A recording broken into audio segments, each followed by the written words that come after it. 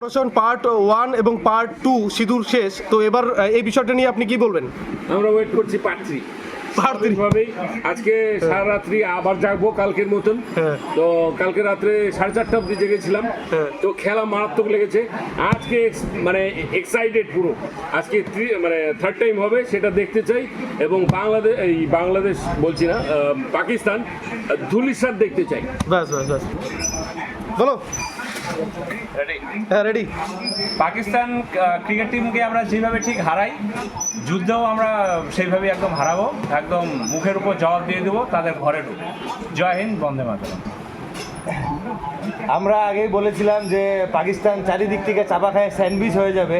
তো আজকের ডেটে পাকিস্তান স্যান্ডউইচ হয়ে গেছে। কেন কি টিটিপি তালিবান এক সাইড থেকে অ্যাটাক করছে, বলোচিস্তান অ্যাটাক করছে, প্লাস এই দিক থেকে ইন্ডিয়ার যে একতরফা আক্রমণ, ওরা একদম স্যান্ডউইচের মতন হয়ে গেছে।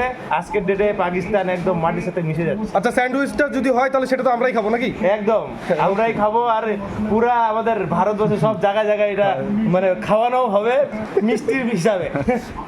বলো।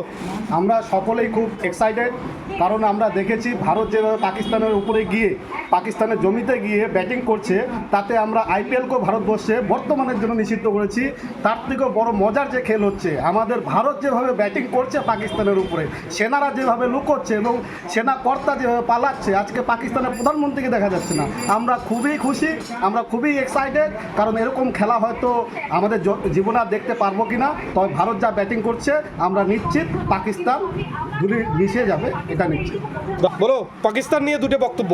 আমাদের ভারতবর্ষের যে প্রধানমন্ত্রী একটা কথা বলছিল যে বেটি বাঁচাও বেটি পড়াও, তা ভারতবর্ষ দেখিয়ে দিল পাকিস্তানকে যে দুই বেটি ভারত মানে কি কাজ করে দিল।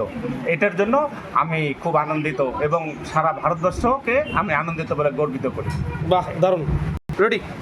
আমি তো সিঁদুর দারুণ দেখলাম, এখন আমি সোহাগরাত দেখতে যাই, তারপরে সোহাগরাতের পরে ডাইরেক্ট দিবস। এটাই বলবো আর কি। ডাইরেক্ট দিব।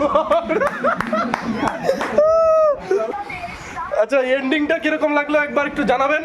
এন্ডিংটা কিরকম? সব লাস্টে যে আমাদের এন্ডিংটা দিল আমাদের ফুচকা।